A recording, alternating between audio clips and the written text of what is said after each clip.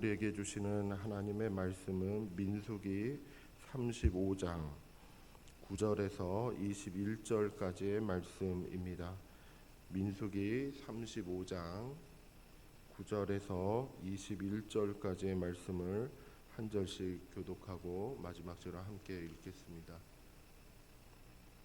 여호와께서 또 모세에게 말씀하여 이르시되 이스라엘 자손이 말하여 그들에게 이르라. 너희가 요단강을 건너 가나안 땅에 들어가거든 너희를 위하여 성읍을 도피성으로 정하여 부지 중에 살인한 자가 그리로 피하게 하라.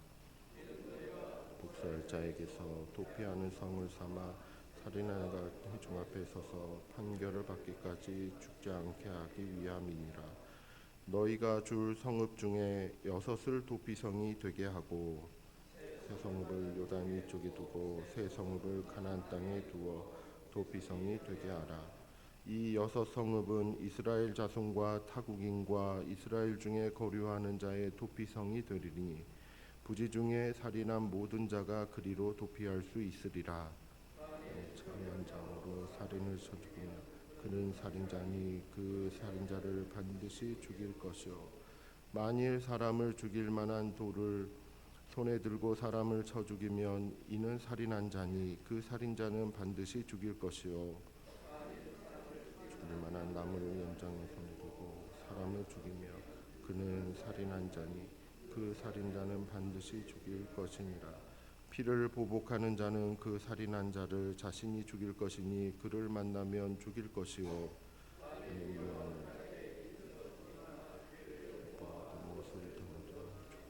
함께 읽겠습니다. 아기를 가지고 손으로 쳐 죽이면 그 친자는 반드시 죽일 것이니 이는 살인하였음이라. 피를 보복하는 자는 살인자를 만나며 죽일 것이니라. 아멘. 하나님께서 이 한 주간 우리와 동행하시고 하나님의 은혜와 복으로 채워주실 줄이라 믿습니다. 하나님은 살아계시고 또한 우리와 함께 하시며 주의 뜻을 이루어 가시는 역사하시는 하나님이심을 믿습니다.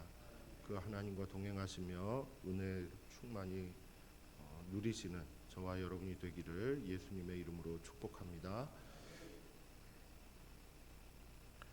본문에 있는 말씀은 도피성에 관한 이야기가 있습니다. 살인에 대한 부분이죠. 다른 사람의 생명을 빼앗는 그와 같은 행위이죠. 다른 사람의 생명을 없애는 그와 같은 일을 행한다라고 했을 때 두 가지 경우가 있을 수 있습니다. 크게 두 가지로 나눌 수 있죠. 첫 번째는 뭐냐면은 고의적으로 살인을 한 경우입니다. 의도를 가지고 저 사람의 생명을 내가 해야 되겠다라고 해서 여러 가지 도구를 사용한다든지 아니면 손으로 쳐서 죽인다든지 하는 의도적으로 고의적으로 살인을 저지른 그와 같은 경우입니다. 이와 같은 경우에 있어서는 하나님이 악으로 지정을 하셨고 그러한 살인에 있어서는 하나님이 심판하신다라고 분명하게 말씀하셨습니다. 그 내용이 16절부터 21절까지의 말씀이 이렇게 들어가 있지요. 그래서 생명은 하나님의 것이기 때문에 생명을 해하는 일은 그것은 하나님의 법에 어긋나는 것입니다. 아무리 억울하고 아무리 힘들고 화가 나고 분노 중에 있다 할지라도 생명을 해하는 일은 금해야 하는 부분이 있는 것이죠. 그 생명은 하나님께서 취하시는 부분이 있기 때문에 그래서 하나님께 심판을 맡기는 것이 마땅한 것입니다.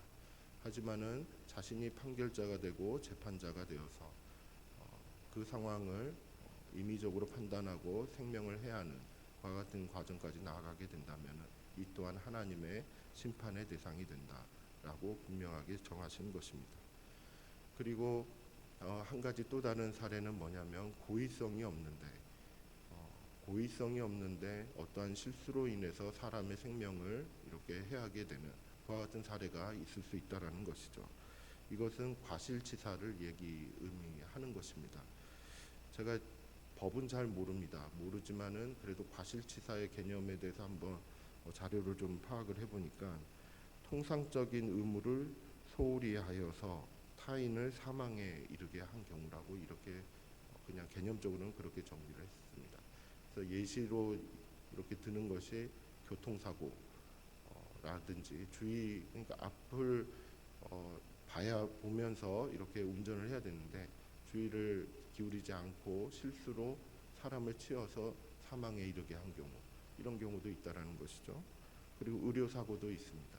통상적으로 이렇게 반드시 절차를 지키거나 이렇게 이제 잘 그 과정을 잘 지켜서 의료적으로 이렇게 처리를 해야 되는데 그 절차를 지키지 않았다거나 아니면 실수를 했다거나 이런 경우에 의해서 환자가 사망에 이르게 되는 경우, 이러한 사고가 났을 경우가 있다라는 것이죠. 현대 법에서는 이런 사고가 과실치사가 있을 때는 형사상이든 민사상이든 책임을 이렇게 지게 되는 상황이 있다라고 했습니다. 근데 고대 이제 이스라엘이 이렇게 살아갔던 이 시기에 이제 상황을 보면은 피해 보복법이 있었습니다. 그것은 무엇이냐면 과실치사이든 아니면은 고의적인 살인이든 여기에 대해서 그 피해에 대해서 내 형제나 내 가족이나 아니면 가까운 친척이 이렇게 살인을 당하게 되었을 때, 그랬을 때 거기에 대해서 가장 가까운 사람이 보복할 수 있는, 보복을 해야만 하는 그와 같은 보복법이 있었습니다. 그렇기 때문에 그 고의적으로 살인을 한 경우에서는 그 보복법에 의해서 이렇게 다시 되갚음을 받을 수가 있는 것이죠. 하지만은 과실치사인 경우에 나는 고의적으로 나는 죽이려고 하지 않았습니다. 내가 실수는 했지만은 죽이지 않았습니다. 그래서 당신이 나를 이렇게 죽이는 것은 부당합니다. 라는 그런 마음을 가진 사람은 피해 다닐 수밖에 없는 거예요. 평생을 도망자로서 살 수밖에 없습니다. 근데 이 도망자로서 평생을 살아간다라고 했을 때 언제든지 복수하려고 하는 사람들이 이렇게 쫓아와서 죽일 수 있기 때문에 늘 두려움 가운데 살 수밖에 없는 것이죠. 이제 그래서 공정한 재판을 받기까지, 공정한 심판을 받기까지 자신을 이렇게 보호할 수 있는 그와 같은 장치가 필요했던 것입니다. 그 자신을 보호할 수 있는 장치로서 하나님께서 허락하신 것은 바로 도피성이었던 것이죠. 그 도피성 제도를 만들어 놓으시고 거기에 억울하게 살인 누명을 썼거나 아니면은 나의 부주의함으로 살인을 저지르게 되었지만은 이건 나의 실수임을 인정하고 있거나, 하지만 내가 대신 이렇게 죽임을 당한다라는 것은 억울하다라고 이렇게 생각하는 사람들은 그 도피성으로 피해서 그곳에서 재판을 받을 수 있도록 그렇게 조치를 취해 놓으신 것입니다. 근데 이 도피성 제도는 실제로 그때 당시 주변 국가에서도 상당히 많이 있었습니다.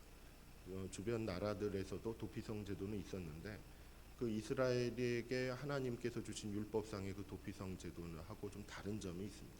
무엇이었냐면은 다른 그 주변 국가에서의 도피성 제도는 뭐냐면 주로 성을 지정하지 않고 신전이나 성전이라고 얘기하는 그런 신성한 곳, 거룩한 곳을 이렇게 지정을 해서 거기에 들어가서 살아야만 했습니다. 그 말은 무슨 말이냐면은 한정이 돼 있다라는 거죠. 신전이 있거나 이런 곳은 제한적인 요소가 있는 것이죠. 그래서 그곳에 들어가서 이렇게 살아야 되고, 또한 그곳에서 살게 되었다는 것을 누가 허락을 해야 되냐면 왕이 허락을 했어야 됩니다. 그러니까 왕이 거부를 하면은 그 도피성도 없어지는 것이죠. 그런데 그 하나님께서는 이렇게 법으로, 왕도 틈탈 수 없는 것 같은 법으로 규정해 놓은 것이 전국 전역에 그 이스라엘이 차지한 가나안 땅과 요단 동편에 있는 전국 전역에 도피성을 6곳을 두었습니다. 요단 동편에 3곳, 그리고 가나안 땅에 3곳, 이렇게 3곳을 두어서 각각 3곳, 6곳을 두어서 전국에 도피성이 있게끔 했습니다. 이것은 이제 무엇을 말하냐면은 하나님께서는 이제 억울한 그런 누명을 썼거나 그리고 공정한 재판을 기대하고 있는, 그래서 하나님의 공의를 이루고자 하는 그것을 실현하기 위해서 전국적으로 피할 수 있는 성을 이렇게 마련을 해 놓으셨다라는 것이죠. 이거는 굉장히 현실적인 그와 같은 방법인 것입니다. 실제로 하나님의 공의를 어떻게 이루어 갈 것인가, 그리고 하나님의 그 자비와 그리고 하나님의 사랑을, 하나님의 긍휼을 그 현실의 어떤 상황 가운데서 어떻게 실현을 해 나갈 것인가, 상당히 어려운 주제이지 않겠습니까? 하나님의 공의는 무엇을 통해서 이루어질 수 있냐면 이 상황을 보았을 때 공정한 재판을 받게 함으로써 이룰 수가 있게 되는 것이죠. 그래서 어느 한쪽 편의 말만 듣고서 결정을 내리는 것이 아닙니다. 양쪽 편의 말을 다 들어볼 수 있는 그런 기회를 줄 수 있는 것, 이것의 공정함을 이렇게 허락을 하고 그것을 실현할 수 있는, 그 공정함이 실행되기 이전에 보복을 당한다거나 그리고 피해를 당한다거나 이와 같은 부분을 방어를 하는 것, 방지를 하는 것, 이것이 하나님의 자비이고 하나님의 긍휼인 것이죠. 살인은 죄인 것입니다. 이것이 실수로 했든 아니면은 그렇지 않았든 이것은 죄인 것이죠. 어떻게든 그것은 실수가 있고 죄악이 있는 것입니다. 거기에 합당한 벌을 받게 되는 것이 마땅한 것이죠. 이것이 공정하지 않겠습니까? 하지만은 자신이 했던 실수보다 훨씬 더 과하게 그리고 너무나도 무겁게 짐을 지게 된다면, 그렇게 된다면 이것 또한도 공정하지 않다라고 할 수 있겠죠.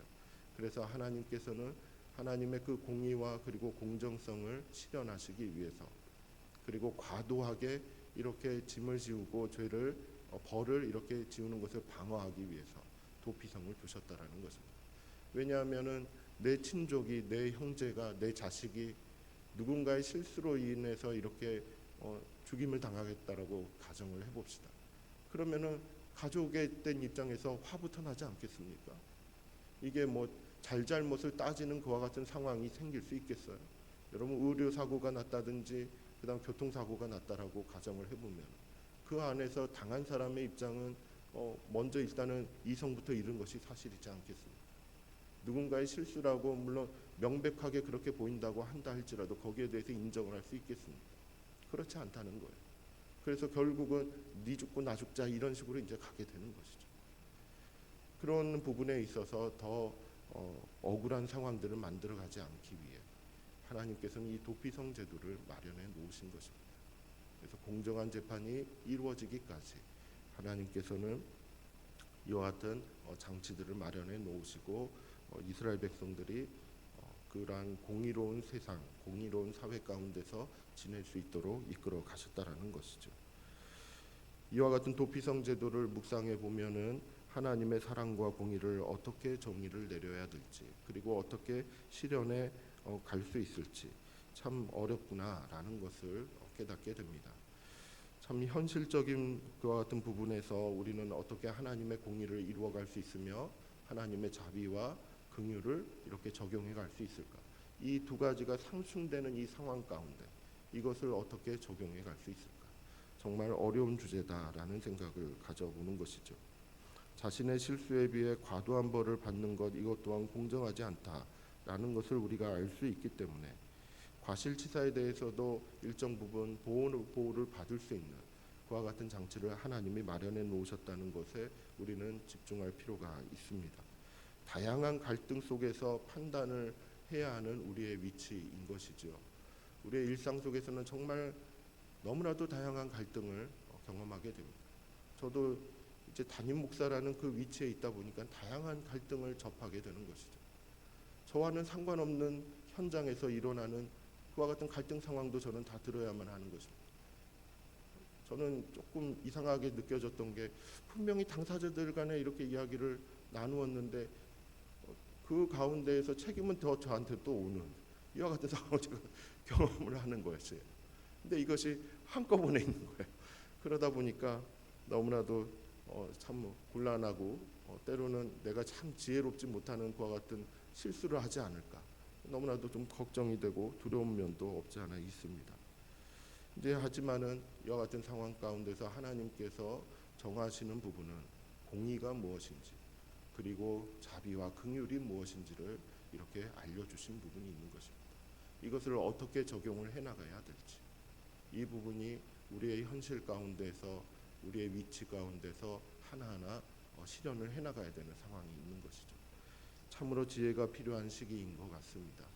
하나님께서 뜻하시는 부분을 우리가 실현해 가기 위해 날마다 기도하며 하나님께 의지해 나갈 수 있기를 바랍니다. 오늘 하루도 우리의 일상을 통해 하나님의 긍휼을 이루어가고 하나님의 자비로우심을 실현해 갈 수 있기를 바랍니다. 아울러서 하나님의 공의로우신 그 같은 판단과 그리고 하나님의 공의를 이루어가는 우리 모두가 되기를 간절히 바랍니다. 하나님의 은혜와 복이 충만한 이 한 주간이 되기를 예수님의 이름으로 축복합니다. 함께 말씀을